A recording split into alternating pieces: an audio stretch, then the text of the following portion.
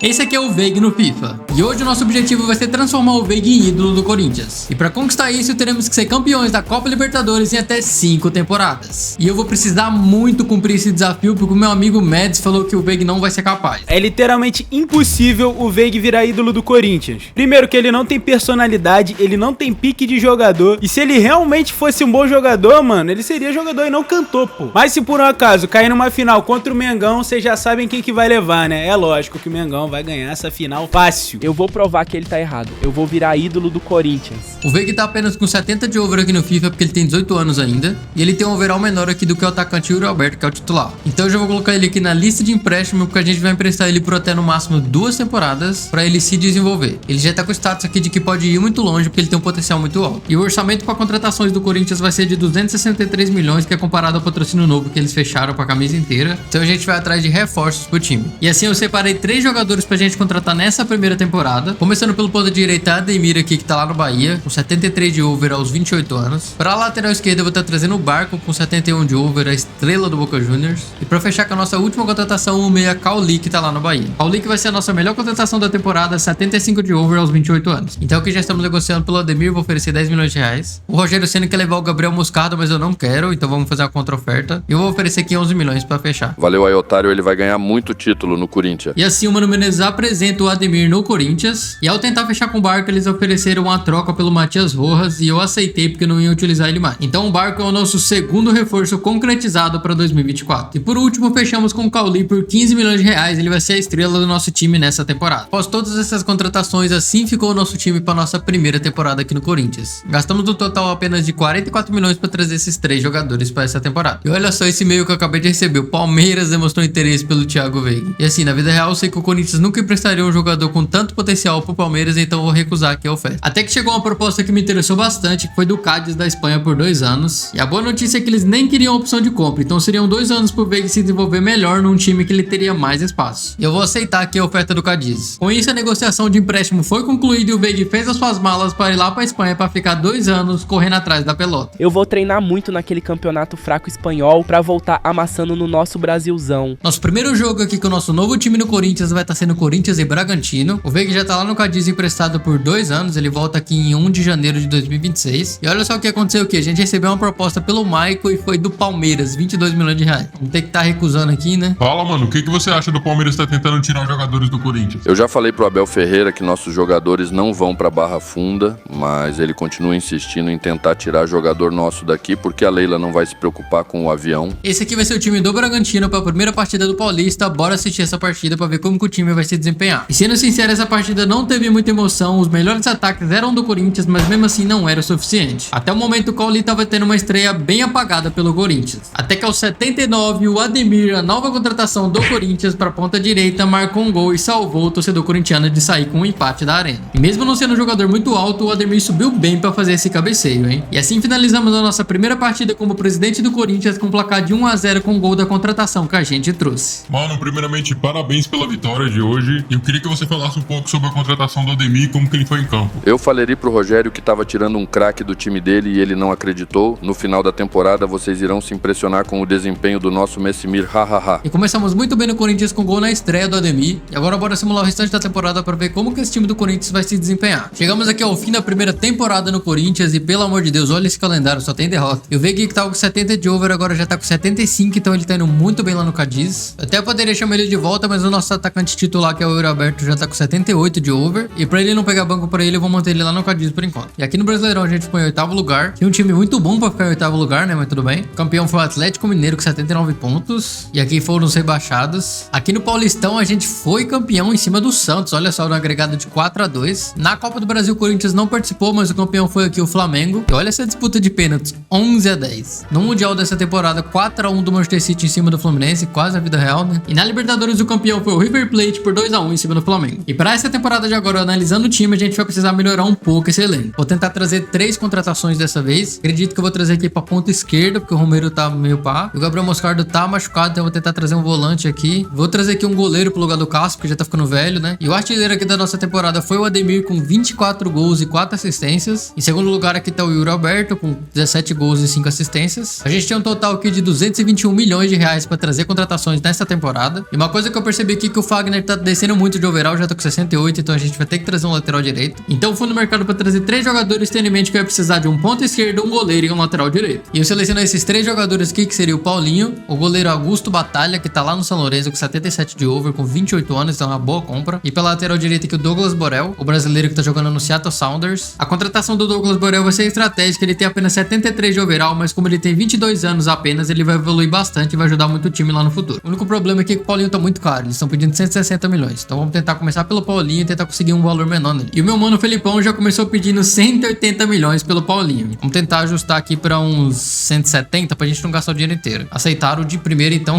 dá pra ter tentado abaixar mais. E até o presente momento desse vídeo, o Paulinho foi a nossa contratação mais cara e o melhor jogador do nosso elenco disparado em questão de overall. Bom, o jogo falou aqui que eu consegui um ótimo preço, então tá bom, né? E na negociação pelo Douglas Borel, a gente deu sorte porque o time queria trocar o jogador pelo Maicon e a gente não ia gastar nenhum valor com transferência. Com isso, ele foi apresentado e a gente só tem mais um jogador pra contratar, que vai ser o goleiro. Eu tentar contratar o nosso goleiro, ele que tava ganhando 38 mil lá no São Lourenço, eu ofereci 50 e mais um pouquinho ali de luvas. Essa proposta irritou o goleiro e sua gente e eles foram embora da minha sala. E a gente acabou perdendo aqui o goleiro, porque ele achou ultrajante o salário. Mas tudo bem a gente ter perdido o goleiro, porque eu vou tentar trazer o Cleiton, que tem 1 de overall a mais e tem 27 anos. E acho que nesse caso é a malice que vem pro bem, né? O Cleiton foi apresentado e a gente fechou as nossas contratações da temporada. Assim vai ficar o time pra nossa segunda temporada. Particularmente eu acho um bom time e a gente consegue se manter assim, porque na próxima temporada o Veig volta. E eu coloquei alguns jogadores aqui na lista de transferências pra tentar vender, uns mais velhinhos e alguns que eu não vou utilizar, pra tentar levantar um caixa pra próxima temporada, pra montar um time muito bom pro Veig. Eu aproveitei pra colocar o Wesley na lista de empréstimos pra ele poder se desenvolver melhor em algum outro time. O Crystal Palace quer um empréstimo dele aqui com opção de compra. Eu vou tirar a opção de compra pra ver se vai. E o Cuiabá quer comprar aqui o Fagner por 2.450.000. Vou aceitar. E o nosso primeiro jogador a sair foi o Fagner, que foi lá em direção ao Cuiabá. Vendi também o goleirão Ivan. E não me matem, mas o destino dele foi o São Paulo. Cara, temos uma péssima notícia. O Palmeiras pagou a multa aqui do Gabriel Moscardo do nada. E assim a gente perde o Gabriel Moscardo pro Palmeiras. Eu não queria fazer mais nenhuma contratação pra essa temporada, mas como ele é titular, a gente vai ter que ir atrás de um volante agora. E o escolhido pra substituir o Gabriel Moscardo no Corinthians vai estar sendo o Eric Ramírez, que veio lá do Bragantino. Então assim vai ficar o nosso time pra essa temporada, já que a gente perdeu o Moscardo. E eu não vou fazer mais nenhuma contratação. E não tem mais como chorar, né? O crime já foi cometido, ele foi apresentado. E o primeiro jogo da temporada que vamos assistir pra ver como que o time tá vai ser Corinthians e Ponte Preta. Pois, sinceramente, o time tá muito bom, na minha opinião, claro. E a torcida do Corinthians já veio lotando o estádio porque tá acreditando muito no projeto que a gente está construindo e estão todos ansiosos pela volta do Veig. E nessa partida, o primeiro grande perigo foi da Ponte Preta, mas o goleirão Cleiton tava lá pra mostrar por que foi contratado. E foi no segundo tempo que tivemos uma grande chance onde o Yuri Alberto apoiou a bola ali pro Paulinho,